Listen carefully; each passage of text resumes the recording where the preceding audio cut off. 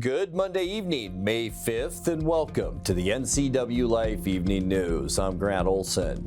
Here are a few of the stories we have coming up for you tonight. A Superior Court judge in Okanogan County is resigning his seat in order to run for mayor of Winthrop. Candidates seeking elected office began filing statewide today for the August 5th primary and November 4th general election. Sunny and unseasonably warm weather returns, continuing through the week ahead. I'll have your full local weather forecast straight ahead.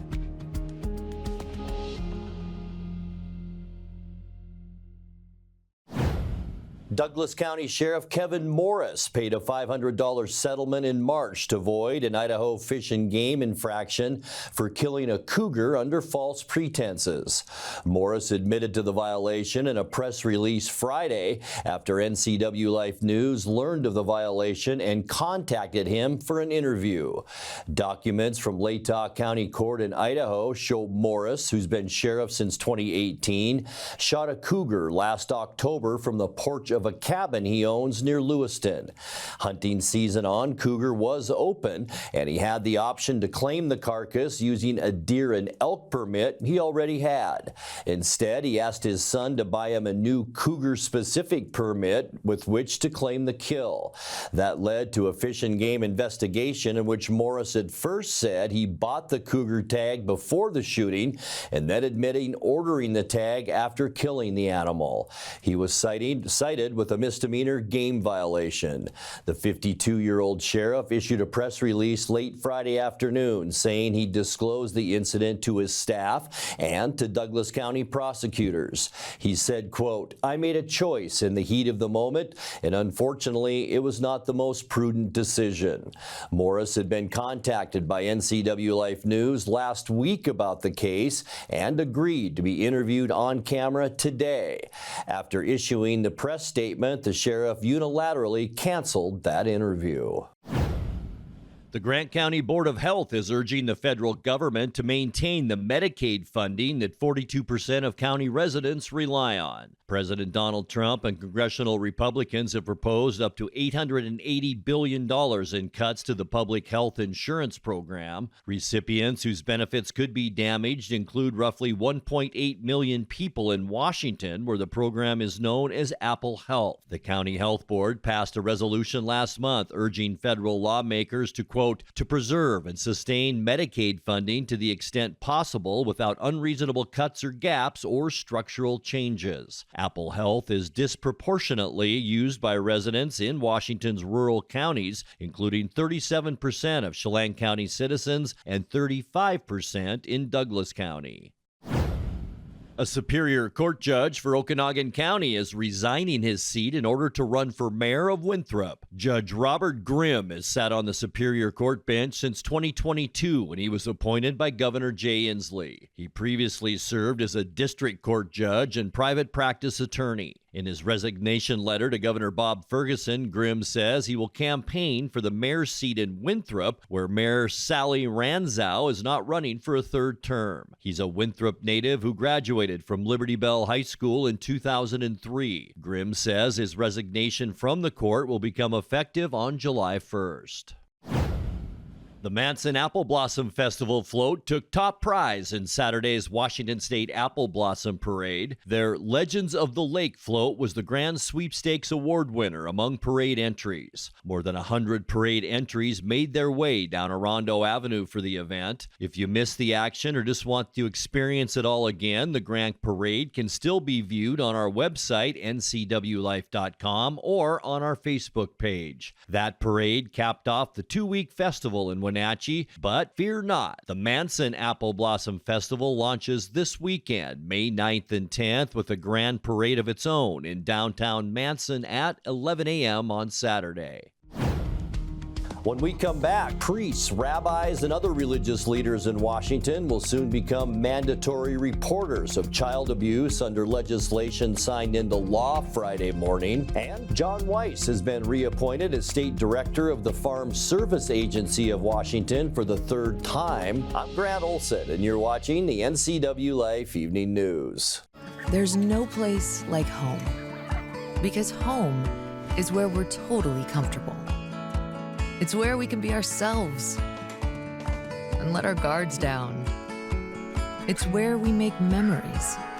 And we're always imagining new ways to keep it totally comfortable. Carrier. Total comfort, totally happy. Turn to the experts, Carrier and Alpine Air. Heat and air, call Alpine Air. Central Washington Water is home to the Hot Spring Spa for over 45 years. Come see the Freshwater Smart IQ. It monitors your saltwater spa's pH balance, chlorine, and more. Or the cold plunge tub that will leave you feeling rejuvenated. Plug-and-play spas make hot tubbing easy. With great financing available, cold water, salt water, hot water, Central Washington Water has a spa for your budget and your lifestyle. Stop by today.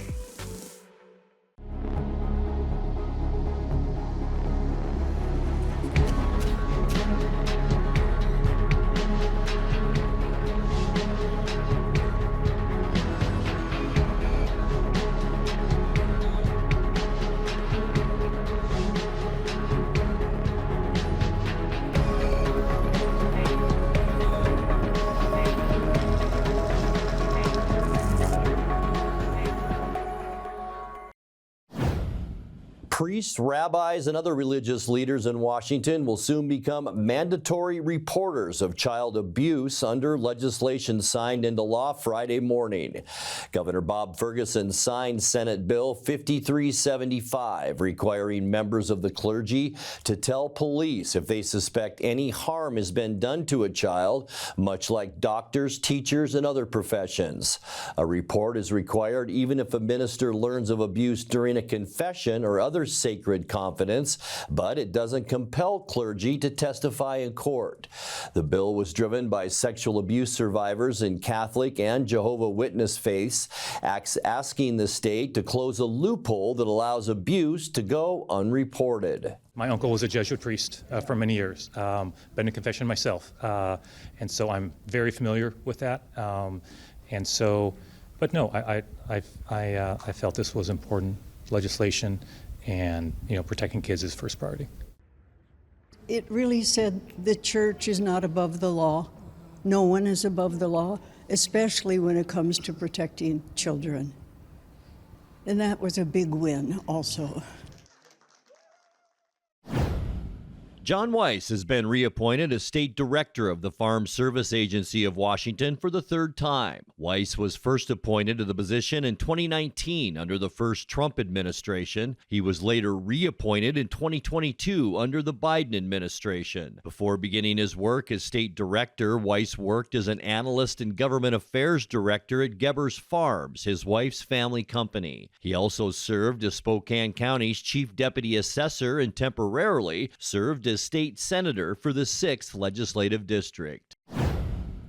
Candidates seeking elected office began filing statewide today for the August 5th primary and November 4th general election. There are several open seats on school boards and city councils in Chelan and Douglas counties this year. In East Wenatchee, seats held by Jacob Burkhardt and Jason Hines are open on the Eastmont School Board, as are city council positions held by Lacey Stockton, Matthew Hepner, and Rob Tidd. Seats on the Wenatchee School Board held by Julie Norton, Martin Barron, and Mark Belton are up for grabs, and Wenatchee City Council positions held by Chelsea Ewer, Myra Navarro Gomez, and Top Roganostian are also open. Those interested in running for office can continue to file until Friday, May 9th at 5 p.m.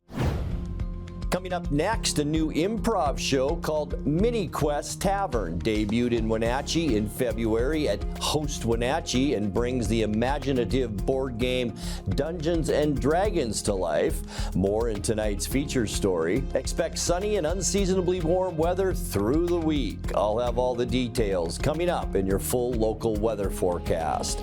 That and much more still to come tonight. Please stay with us. At Abby's, Toppings to the Edge is a promise we've kept for 60 years and counting. We load our pizzas with fresh ingredients, quality meats, and real cheese, so every bite is legendary. If you can find a better pizza, buy it. Abby's, you just can't top it.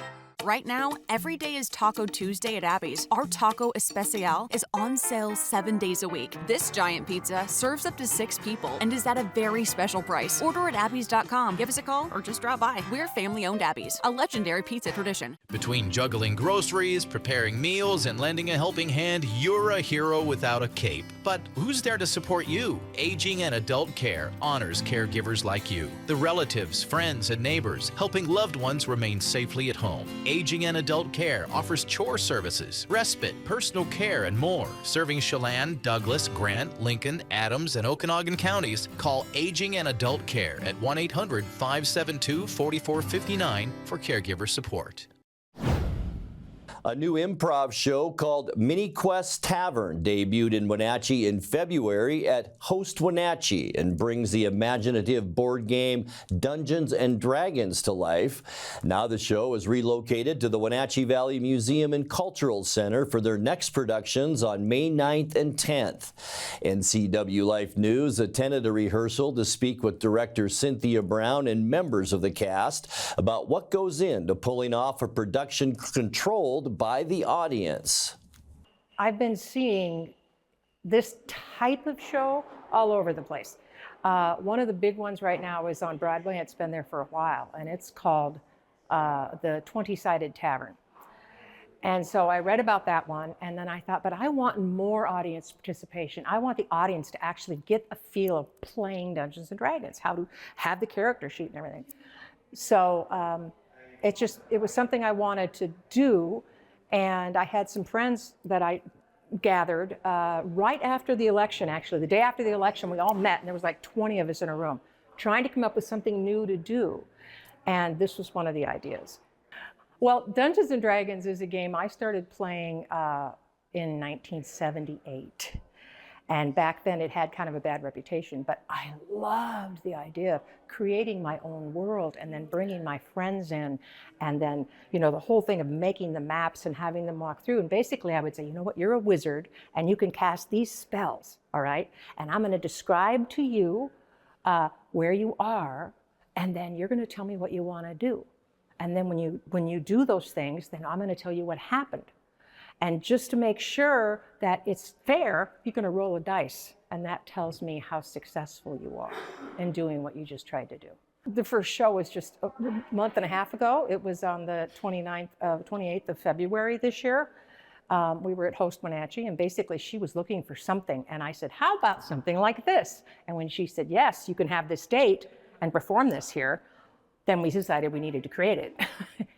Having a bigger space like the museum here, we're excited. We're going to have lighting. We didn't have lighting before. And we've got projections, we've got sound effects. All this stuff helps bring the reality in, the costumes, the sound and everything. We don't have a set, so a lot still has to be in your imagination when you come to the show. But the characters fill in all the blanks. Right now, we have the same number we had before, and that is 14. And one of them is a dungeon master. He comes all the way from Ellensburg to do this. 2 of them are hosts that kind of help the audience out while the audience is playing. So if somebody like you that hasn't played before, you're going, I don't know how to do this. They're going to come over and help you. So you've got them on your side. And then the rest are all going to be characters that you can choose. You have to choose your hero. So we have 9 people who have fully developed characters. They're going to come out, and they're going to tell you about themselves, and then you get to pick which one is going to represent you. Most of these guys costume themselves, so some of them are already cosplayers. They go to Ren fairs and they cosplay, and so they're costuming themselves. At this point, it's volunteer. I wish we were selling more tickets and doing bigger shows. Then I would try to pay them if I could, because they put a lot of their own money into it. Yeah. We originally weren't going to be doing any of the makeup at first, and on a whim, I showed up to rehearsal and we painted my face green, and Cynthia immediately was like, no, that looks awful. And we kind of eventually wore her down, and so she was like, fine, I'm going to be the one to put your makeup on so it doesn't look like complete garbage. And it takes about maybe 15 to 20 minutes to take off, or to put on, and then to take off about 3 minutes, and then I'm still washing it off the next day, the next 2 days or so. This time, since we kind of knew how the show would play, we wrote a brand new script. We write a new script for every show. And the crew of people writes the scripts. Everybody has part of it.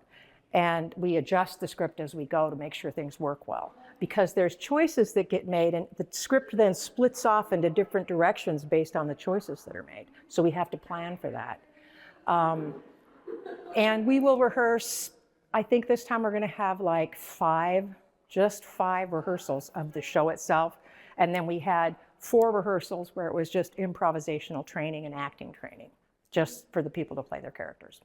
A lot of the benefits can be, you don't need to think about a lot of your next movement. It's going to be something that the audience wants, or whoever it is that ends up controlling you. It's something that they want to do, and it becomes more of a collaborative effort as opposed to something that's just coming off the top of your head. Some of the challenges can be when they're trying to do things that are a little bit too intricate to portray in a meaningful manner. So, for example, there was one time we were doing a test session where one person that was controlling me thought it was the funniest thing in the world to just throw everything. It turned into, throw Frodrick, my little guy here, throw an axe, throw this, and then it turned into throw Happy, one of the characters from the other show. So it's one of those things where you got to know where to draw the line when it comes to a lot of the physicality of it. So it's just, there are things that are physically impossible and just unsafe to do, is kind of where things can end up in some cases. This isn't sold out yet, and we're really kind of nervous. We're hoping it's just a tough time right now, but I'm really hoping people get out to see it. This time we did give people the option of, if they do not want to be a player, they can buy a cheaper ticket and just sit on the sidelines and watch. But we're going to adjust things as we go. And, I think we've got 12 more days, and Wenatchee tends to buy things late. And I will be selling tickets to the door as well. So we're not going to be 8 hours in your mom's basement tonight. We are going to be 2 hours, 2 hours only. There's an intermission. And the dungeon master is amazing. He keeps track of the time, and he makes things either go a little longer or, make them shorter so that we get it done in time. As the dungeon master, I sort of arbitrate success and failure based on the dice rolls. I kind of narrate the story, keep it rolling, introduce monsters and stuff, mock the dumb decisions of the players when they decide to try to kill someone by hugging them. But the story has to move on, so I let them do that. At the end of the day, success or failure moves the story forward. You can purchase tickets right now by going to the Numerica PAC website, and they are being our box office for us. So you can walk into the Numerica PAC box office and not pay any fees. Or you can go online and buy your ticket there. And it's just numericapac.org. You can also go to our website, which is miniquesttavern.com, and we have a ticket link there. And at that place, we've got photos, kind of bios of the different roles, the different heroes, and a lot about the show. But yeah, the show, it's called The Arcane Rift is the name of the script. And it has to do with 2 major characters fighting over supremacy. And halfway through, the audience has to decide, are we going to side with this guy or that guy, or are we going to go on our own? Time now for a check of your North Central Washington weather forecast. Hope you had a great final apple blossom weekend. Weather not terrible. It did get pretty windy late Saturday, and we had some breezy weather on Sunday. But all in all, temperatures between 65 and 70, not too bad. But boy, not compared to today. Today, beautiful to start this work week. What a great shot looking up valley from our monitor NCWLIFE tower camera. And you can see Kashmir up here at the top of the screen. Maybe some wispy high clouds over the Cascades today, but other than that, lots of clear sky, and we are going to continue to see that as we make our way through the week. We are looking at temperatures around 76 degrees tomorrow, all the way up to 80 on Wednesday. A little drop in temperatures Thursday as a quick moving cold front moves through, and look at Friday and Saturday, right back into the upper 70s to near 80 degrees. Going to be a beautiful week week ahead. Today, not bad either. Unofficially, 74 our high, 5 degrees above where we should be for this time of year. Our normal now at 69. Our record, 91 degrees, and that was set way back in 1966. 43 this morning, 46 our normal low for this time of year, and 32 is our record cold. That was set in 1968. Sunrise this morning, 5:37, and it sets tonight at 8:18. All right, getting you into the Tuesday weather, and it's going to be a beautiful one all across north central Washington.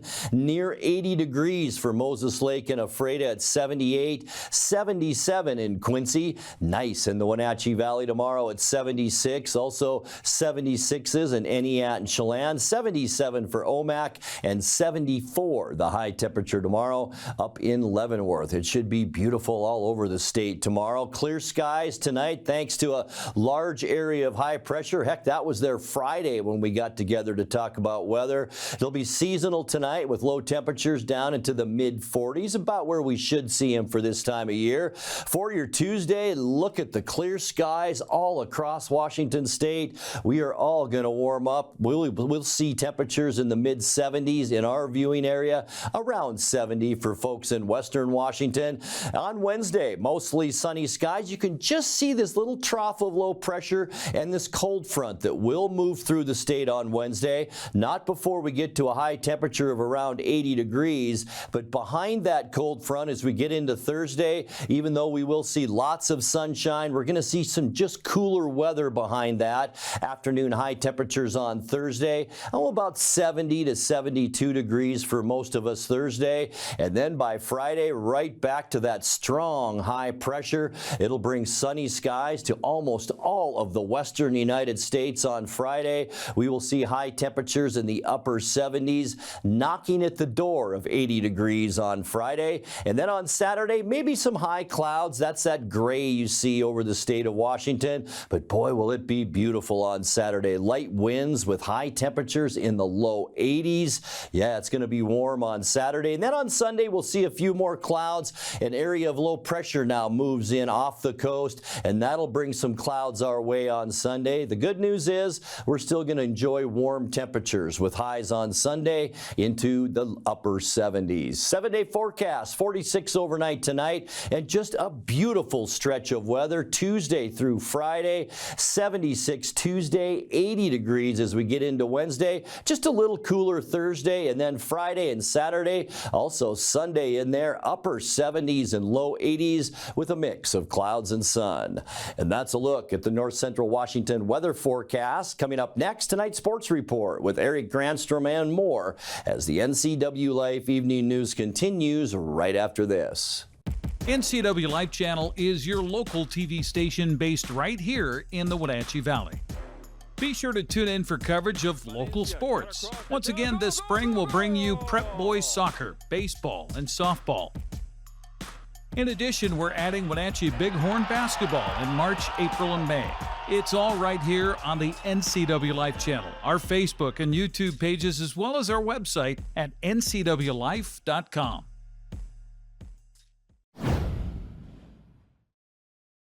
A good Monday to you. The Mariners lost the battle yesterday in Texas, but won the weekend war. The Rangers put it to the M's yesterday, winning 8-1. Seattle won the series with a big 13 win on Friday and late inning 2-1 win Saturday. Cal Raleigh had a big weekend, while J.P. Crawford extended his hitting streak to 12 games.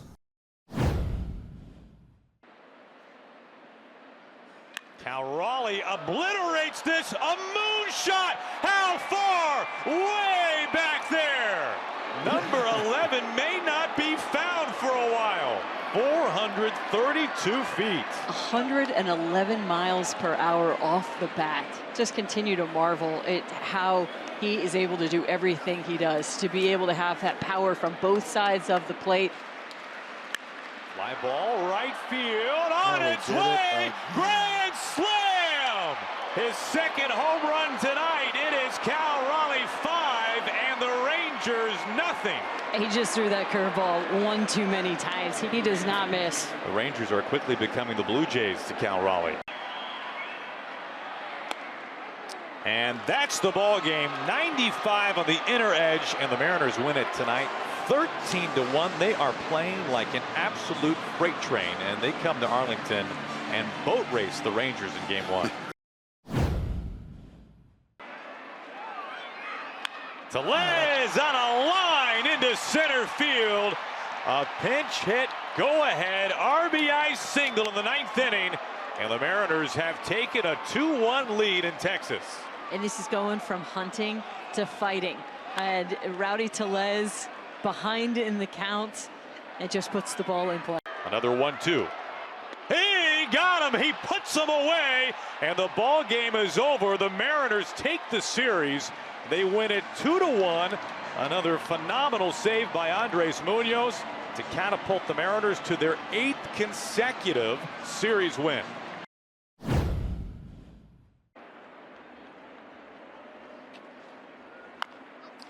Ground ball. Seager has to circle around it. He's got no throw, and the Mariners have him on the corners. A 3-2 pitch, and he strikes out swinging. A perfect 9th inning for Luke Jackson. And that puts the finishing touches on an 8-1 Rangers win. Seattle heads for Sacramento today to begin a 3-game series with the Athletics at 7:05. That's on Root Sports Northwest.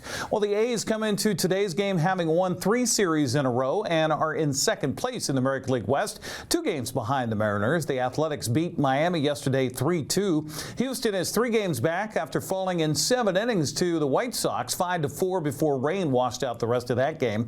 Angels' downward spiral continues after a 13-1 beating at the hands of Detroit.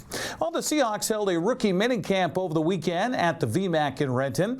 It was the coaching staff's first chance to get a good look at first-round draft choice Gray Zabel, as well as third-round quarterback Jalen Milroe. Coach Mike McDonald says he liked what he saw. We had a good-looking crew out there, looking like Seahawks and pro football players, which was pretty cool. And then, I'll say the personnel department, the coaches, all the work that goes into finding the right guys to bring out here for this camp. I mean, you go all the way down the line, draft picks, undrafted free agents, tryout guys. We had a heck of a crew out there, some high-powered stuff going on coaching-wise. Just really excited about the guys that are going to be joining our team and the alignment we have and all the work that goes into it, because it's a lot of work. And just down the line, I mean, you can go position group by position group, but we're really excited about the guys that were here. And just want to thank those guys for the work that they've done, and it's not easy to get on the same page about some of these things. We feel strongly about a lot of these players, and that's the secret sauce about being able to scrimmage things out and have alignment when it comes to who's going to join our football team. So just really appreciate all the work that went into it. So, but it was a great camp, and really excited about the draft picks, undrafted guys. We got a lot of work to do, but this is a really important first step in these guys understanding how we operate here, how we practice, the initial schemes that they're going to be learning, and in that matter, I think was really successful. So excited to get them back next week. The Seahawks season schedule will be released along with the rest of the NFL next Wednesday.